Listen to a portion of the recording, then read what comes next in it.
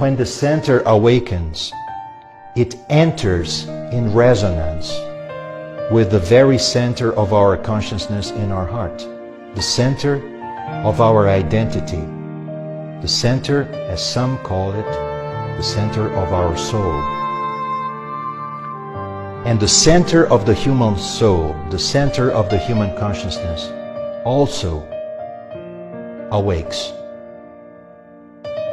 and starts to look for an answer, because life in that very moment becomes something very strange.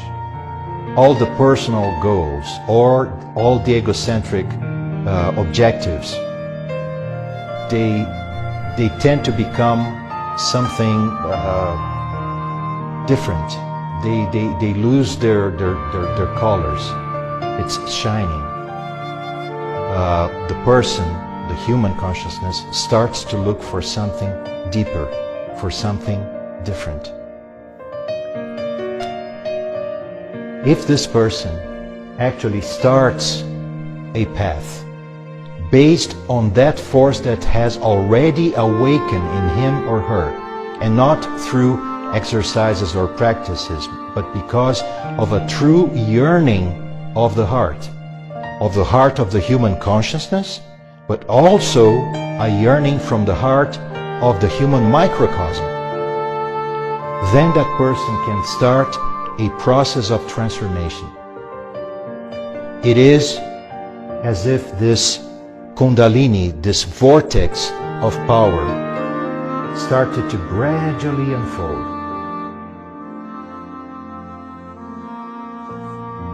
You may look at this as a vortex of energy, but you can also look at this as a rosebud that is blossoming. And this new center of power that starts to awaken in the human heart has the ability, has the capability of transforming the second center of the human awareness that lies in our head, in our consciousness, or as the universal teaching calls it, the sanctuary of the head, because that's what it should become. And when this power has grown strong enough to start transforming in a permanent way the center of the head, then it can also flow to our reality of life.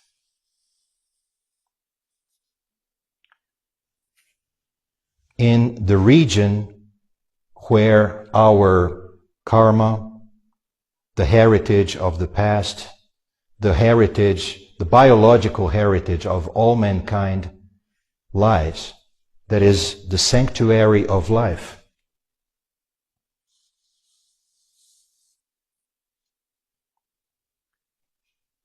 And through the combination of this voice of the silence that resounds in our hearts and a new awareness that awakens in our consciousness, we can gradually start changing our lives based on it.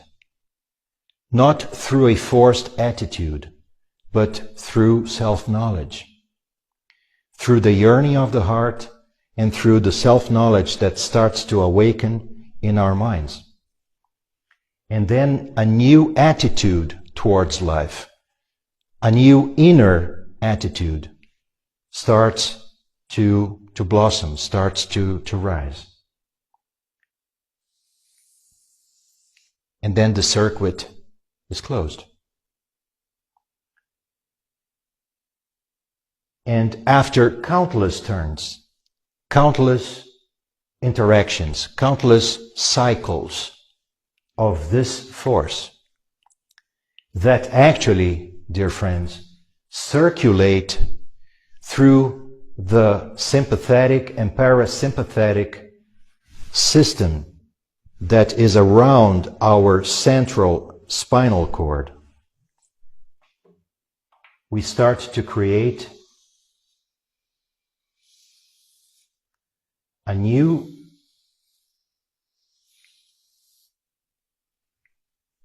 system, a new serpent fire system, as we call it, because our spinal cord and with the systems that lie around it is truly, the main pillar of energy, where the energy of our consciousness becomes the state of being of ourselves in our lives. This is what we call, in the spiritual school, a new consciousness, a new awareness, and a new state of life. It is the transformation of all the forces and all the power that actually circulate in the human being, but not through forced practices or through occult exercises that have the purpose of making the ego more powerful. Actually, it is a true self-surrender of the human ego, the true divine original particle that lies within his or her own heart, but also is the center of his microcosm. When this process advances, then a final transformation can take place. A transformation where, through the inflow of the universal energy that we call the Spirit, through the 7 aspects of this energy that we call the Spirit, or the 7 rays of the Spirit, then all the 7 centers of our astral body can be transformed as well. And not only the astral body, but the mental body, the astral body itself, and also the etheric gown, or the etheric body itself, or the lines of force that actually create the superior part of the etheric body. And when this process is concluded, then all the 7 centers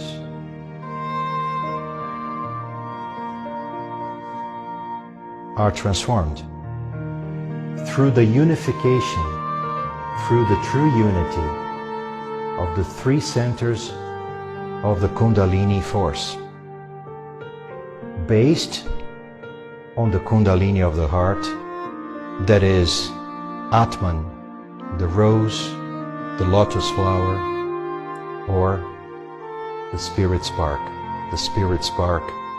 in your heart.